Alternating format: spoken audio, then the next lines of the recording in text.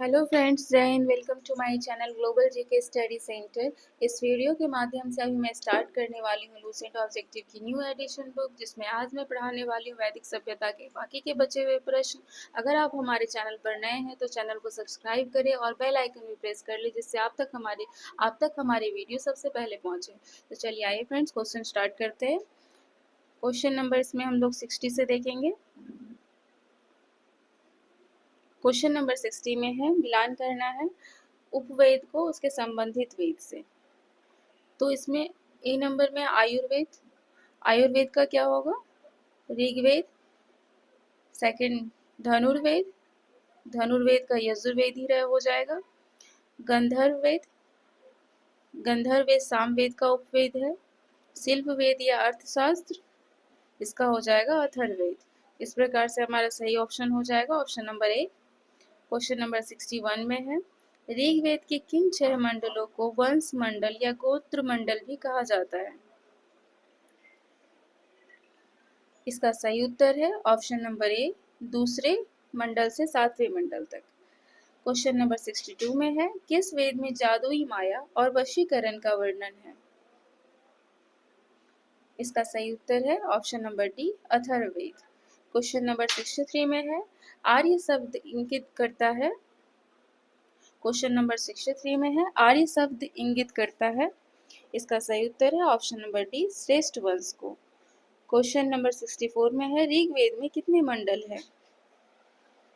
Question number 64 में है ऋग्वेद में कितने मंडल है? इसका सही उत्तर है option number D, 10। Question number 65 में है आर्य भारत में संभवतः आए थे। इसका सही उत्तर है ऑप्शन नंबर बी, मध्य एशिया से। क्वेश्चन नंबर 66 में है कौन सा वेद अंशतः गद्य रूप में भी रचित है? इसका सही उत्तर हो जाएगा option number B, Yajurveda. Question number 67 में है सभा और समिति प्रजापति की 2 पुत्रियां थी का उल्लेख किस वेद में मिलता है? इसका सही उत्तर है ऑप्शन नंबर डी, अथर्ववेद में। क्वेश्चन नंबर 68 में है ऋग्वैदिक युग की प्राचीनतम संस्था कौन सी थी? इसका सही उत्तर है ऑप्शन नंबर सी, विदत। क्वेश्चन नंबर 69 में है ब्राह्मण ग्रंथों में सर्वाधिक प्राचीन कौन है? इसका सही उत्तर है ऑप्शन नंबर बी, सतपथ ब्राह्मण। क्वेश्चन नंबर 70 की ओर हम लोग चलते हैं। क्वेश्चन नंबर 70 में है गोत्र व्यवस्था प्रचलन में कब आई? इसका सही उत्तर है ऑप्शन नंबर बी, उत्तर वैदिक काल में। क्वेश्चन नंबर 71 में है अनुलोम विवाह का अर्थ? इसका सही उत्तर हो जाएगा ऑप्शन नंबर ए, उच्च वर्ण का पुरुष और निम्न वर्ण नारी के साथ विवाह, यानी कि ऊंचे जाति के पुरुष का विवाह नीचे जाति वाली नारी के साथ उसका विवाह। क्वेश्चन नंबर 72 में है प्रतिलोम विवाह तब माना जाता है जब? इसका सही उत्तर हो जाएगा ऑप्शन नंबर बी, जब उच्च वर्ण की नारी निम्न वर्ण के पुरुष के साथ विवाह कर लेती है तो उसे प्रतिलोम विवाह कहते हैं। क्वेश्चन नंबर 73 में है वैदिक युग में यव कहा जाता था। इसका सही उत्तर है ऑप्शन नंबर बी, जौ। क्वेश्चन नंबर 75 में है अथर्व का अर्थ? इसका सही उत्तर है ऑप्शन नंबर ए, पवित्र जादू। क्वेश्चन नंबर 76 में है मिलान करना है शिक्षा का। शिक्षा का क्या हो जाएगा इसमें? इसमें हो जाएगा शिक्षा का ध्वनि शास्त्र, कल्पसूत्र का, कल्पसूत्र का यही हो जाएगा कर्मकांड, निरुक्त, निरुक्त का भी यही हो जाएगा शब्द उत्पत्ति शास्त्र और भाषा शास्त्र, छंद, छंद का छंद शास्त्र। इस प्रकार से हमारा सही उत्तर हो गया option number A. Question number 77 में है प्राचीनतम व्याकरण अष्टाध्यायी के रचनाकार है। क्वेश्चन नंबर 77 में है प्राचीनतम व्याकरण अष्टाध्यायी के रचनाकार कौन है? इसका सही उत्तर है option number D, Panini. Question number 78 में है निम्न में से कौन सी स्मृति प्राचीनतम है? इसका सही उत्तर हो जाएगा ऑप्शन नंबर ए, मनुस्मृति। क्वेश्चन नंबर 79 में है, आदि काव्य की संज्ञा किसे दी जाती है? इसका सही उत्तर हो जाएगा option number A, Ramayana. Question number 80 में है, प्राचीनतम पुराण है। इसका सही उत्तर हो जाएगा option number A, Matsya Purana. Question number 81 में है, ऋग्वेद में सबसे पवित्र नदी किसे माना गया है? इसका सही उत्तर हो जाएगा option number B, Saraswati. Question number 82 की ओर हम लोग चलते हैं। क्वेश्चन नंबर 82 में है, वैदिक समाज की आधारभूत इकाई थी। इसका सही उत्तर है ऑप्शन नंबर ए, कुल या कुटुंब। क्वेश्चन नंबर 83 में है, ऋग्वैदिक काल के उस सबसे प्रधान देवता की पहचान करें जिसकी स्तुति ना 250 ईस्वी सूक्तों की रचना की गई है। क्वेश्चन नंबर 83 में है, ऋग्वैदिक काल के उस सबसे प्रधान देवता की पहचान करें जिसकी स्तुति में 250 सूक्तों की रचना की गई है। इसका सही उत्तर हो जाएगा ऑप्शन नंबर ए, इंद्र। क्वेश्चन नंबर 84 में है, किस वेद में सभा को नरिष्ठ अर्थात सामूहिक वाद विवाद या अनुलंघनीय कहा गया है? इसका सही उत्तर हो जाएगा option number D, Atharvaveda. Question number 85 में है, किस रचना में नारी को शुरा और पांसा के साथ 3 प्रमुख बुराइयों में शामिल किया गया है? इसका सही उत्तर हो जाएगा ऑप्शन नंबर ए, मैत्रेयी संहिता। क्वेश्चन नंबर 86 में है, उत्तर वैदिक काल में किस देवता को सर्वोच्च स्थान प्राप्त था?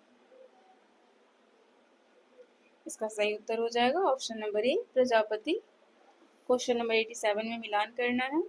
राष्ट्रीय यज्ञ कब करवाया जाता था? जब राजा के सिंहासनारोहण से संबंधित यज्ञ होता था। ये अश्वमेघ यज्ञ होता था। ये राजनीतिक शक्ति बढ़ाने के लिए किया जाता था। राजा यज्ञ करवा करके घोड़े को छोड़ देते थे। वो जहाँ तक जाता था, जिस राज्य में भी जाता था, वो क्षेत्र उस राजा का हो जाता था। अगर कोई उसका विरोध करता था तो उस राजा के साथ उसको युद्ध करना पड़ता था। उसी को अश्वमेध यज्ञ कहा गया। क्वेश्चन नंबर सी में है, वाजपेयी यज्ञ। ये शौर्य प्रदर्शन व प्रजा के मनोरंजन किया जाने वाला यज्ञ है। यानी कि शौर्य प्रदर्शन करने आधार और मनोरंजन, प्रजा के मनोरंजन के लिए किया जाने वाला यज्ञ था। क्वेश्चन नंबर डी में है, अग्निष्टोम यज्ञ। ये देवताओं को प्रसन्न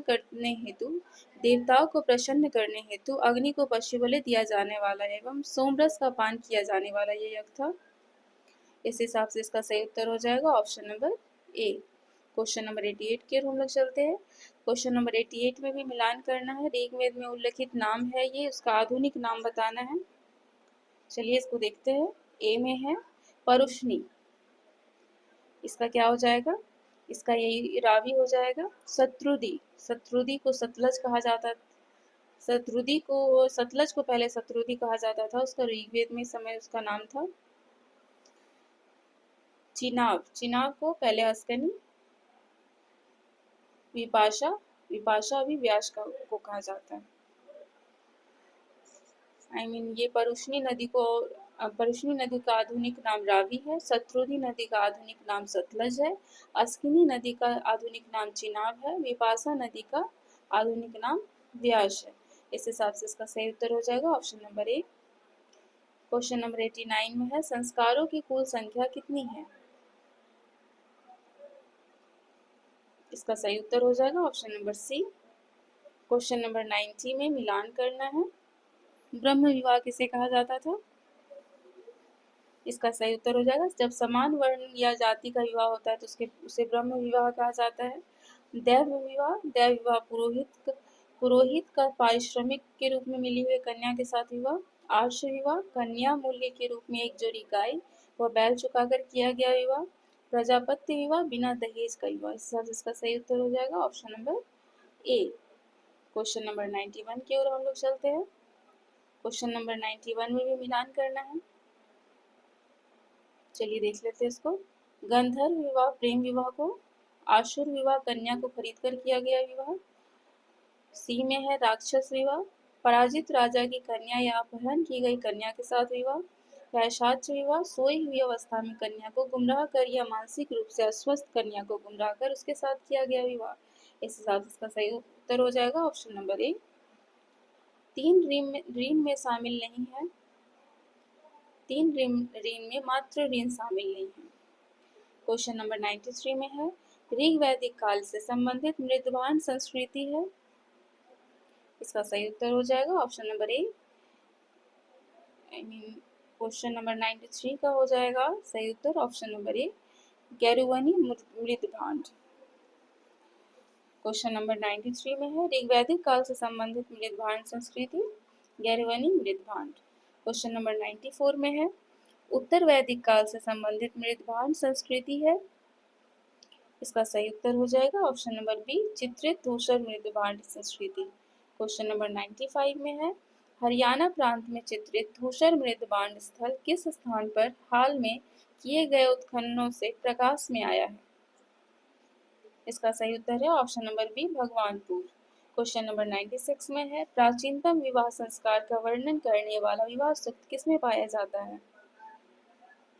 इसका सही उत्तर है option number A, Rigveda. Question number 97 में है, ऋग्वेद में अघन्य अर्थात वध योग नहीं है का शब्द का प्रयोग किसके लिए किया गया। इसका सही उत्तर है ऑप्शन नंबर बी, गाय। क्वेश्चन नंबर 98 में है, सुमेलित करना है इसमें। देखिए, संग्रहित्री, इसका क्या हो जाएगा, इसका हो जाएगा कोषाध्यक्ष को संग्रहित्री कहा गया। भाग दूध को कर संग्रह करता, छता या छत्री, पांसे के खेल में राजा का सहायक, अक्षवाप, प्रतिहारी राजप्रसाद का सक्षक, प्रतिहारी या राजप्रसाद का सक्षक। इस हिसाब से सही उत्तर हो जाएगा option number A. Question number 99 में है, रीत यानी कि प्राकृतिक संतुलन स्थापित करने के कारण किस वैदिक देवता को ऋतस्य गोप कहा गया है। क्वेश्चन नंबर 99 में है, रीत अर्थात प्राकृतिक संतुलन स्थापित करने के लिए किस वैदिक देवता को ऋतस्य गोप कहा गया है। इसका सही उत्तर हो जाएगा option number B, Varuna. Question number 100 में है, निम्नलिखित में से कौन मूलतः जल या समुद्र का देवता था। इसका सही उत्तर हो जाएगा option number C, Varuna. Question number 101 में है, 3 क्रमों में तीनों लोगों को माप लेने के कारण किसे उपकर्म कहा गया है। इसका सही उत्तर होगा option number D. Question number 102 में है, मिलान करना है। इसमें पूषण विवाह के देवता को कहा जाता था, रुद्र पशुओं के देवता को कहा जाता था, धौस या धौ जगत के पिता, अदिति देवों की महान माता अदिति थी। इसका सही ऑप्शन हो जाएगा option number A. Question number 103 में है, मनुस्मृति मुख्यतः संबंधित है। इसका सही उत्तर होगा ऑप्शन नंबर ए, समाज व्यवस्था से। क्वेश्चन नंबर 104 में है, गायत्री मंत्र की रचना किसने की थी। इसका सही उत्तर होगा ऑप्शन नंबर बी, विश्वामित्र ने। क्वेश्चन नंबर 105 में है, अवेष्टा और ऋग्वेद में समानता है, अवेष्टा किस क्षेत्र से संबंधित है। इसका सही उत्तर होगा ऑप्शन नंबर बी, ईरान से। क्वेश्चन नंबर 106 में है, निम्न में से कौन सी एक ऋग्वैदिक आर्यों की लाक्षणिक विशेषता नहीं है।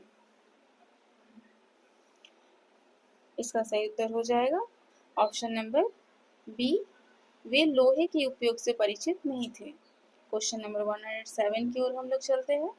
क्वेश्चन नंबर 107 में है, ऋग्वेद में निम्नांकित किन नदियों का उल्लेख अफगानिस्तान के साथ आर्यों के संबंध का सूचक है। इसका सही उत्तर हो जाएगा ऑप्शन नंबर सी, खुबा या क्रमु। क्वेश्चन नंबर 108 में है, धर्म तथा ऋतु भारत की प्राचीन वैदिक संस्कृति के एक केंद्रीय विचार को चित्रित करते हैं। इस संदर्भ में निम्नलिखित कथनों पर विचार कीजिए। इसका सही उत्तर होगा ये 1 में है, धर्म व्यक्ति के दायित्व एवं स्वयं तथा दूसरों के प्रति व्यक्तिगत कर्तव्यों का संकल्पना था, ये सही है। 2 में है, ऋतु मूलभूत नैतिक विधान था जो सृष्टि और उसमें अंतर्निहित सारे तत्वों के क्रियाकलापों को संचालित करता था, ये भी सही है। इस हिसाब से इसका सही ऑप्शन क्या हो जाएगा 108 का सी, 1 और 2 दोनों सही है। क्वेश्चन नंबर 109 में है, आर्यों के आर्कटिक होम सिद्धांत का पक्ष किसने लिया था। इसका सही उत्तर होगा बीजी तिलक, बाल गंगाधर तिलक। क्वेश्चन नंबर 110 में है, सूची 1 को सूची 2 से मिलान करना है। इसमें भी वैदिक नदियां हैं और उसके आधुनिक नाम से उसको मिलान करना है। इसका हो जाएगा आपको कुभा, कुभा को काबुल कहा जाता है। परुष्णी, परुष्णी का हो जाएगा ये रावी। सदानीरा, सदानीरा का हो जाएगा गंडक। और शत्रुदी का सतलज। इस हिसाब से इसका सही ऑप्शन हो जाएगा option number B. Question number 111 में है, ऋग्वेद में डैश सूक्त है। क्वेश्चन नंबर 111 में है, ऋग्वेद में डैश सूक्त है। कितने सूक्त हो जाएंगे? 1028, 1028। क्वेश्चन नंबर 112 में है, पूर्व वैदिक कार्यों का धर्म प्रमुखता था। क्वेश्चन नंबर 112 में है, पूर्व वैदिक कार्यों का धर्म प्रमुखता था। इसका ऑप्शन हो जाएगा सी, प्रकृति पूजा और यज्ञ। क्वेश्चन नंबर 113 में है, निम्नलिखित में से किसे भारतीय परमाणुवाद का जनक कहा जाता है? इसका सही उत्तर हो जाएगा ऑप्शन नंबर सी, महर्षि कणाद। क्वेश्चन नंबर 114 में है, सतपथ ब्राह्मण से संबंधित राजा विदेत माधव से संबंधित ऋषि थे। इसका सही उत्तर हो जाएगा ऑप्शन नंबर डी, ऋषि गौतम रहुगन। क्वेश्चन नंबर 115 की ओर हम लोग चलते हैं। क्वेश्चन नंबर 115 में है, ऋग्वेद के 10वें मंडल में निम्नलिखित में से कौन से स्रोत विवाह समारोहों पर प्रकाश डालता है? इसका सही उत्तर है ऑप्शन नंबर ए, सूर्य सूक्त। क्वेश्चन नंबर 116 में है, निम्नलिखित में से किस ग्रंथ को सप्तसहस्री संहिता के नाम से भी जाना जाता है? इसका सही उत्तर होगा option number B, Mahabharat. Question number 117 में है, निम्नलिखित में से चार्वाक दर्शन की शाखाएं कौन सी है? इसका सही उत्तर होगा ये धूर्त, ये हो जाएगा न्याय, न्याय नहीं होगा। सुशिक्षित हो जाएगा, वैशेषिक नहीं होगा। तो इस हिसाब से इसका सही ऑप्शन क्या हो जाएगा? सही उत्तर ऑप्शन नंबर डी, केवल 1 और 3। क्वेश्चन नंबर 118 में है, भगवत गीता मूलतः महाभारत के किस पर्व का हिस्सा है? इसका सही उत्तर है ऑप्शन नंबर डी, भीष्म पर्व। देखिए फ्रेंड्स, इस तरह से हम लोगों ने वैदिक काल को कंप्लीट किया है और इसी तरह की वीडियो को देखने के लिए हमारे चैनल पर बने रहे। ये शॉर्ट रिवीजन के लिए सबसे बेस्ट वीडियो है। किसी भी एग्जाम को देने से पहले एक बार इस वीडियो को ज़रूर देखें और आप लोगों को पसंद आए तो लाइक और सब्सक्राइब ज़रूर करें। Thanks for watching.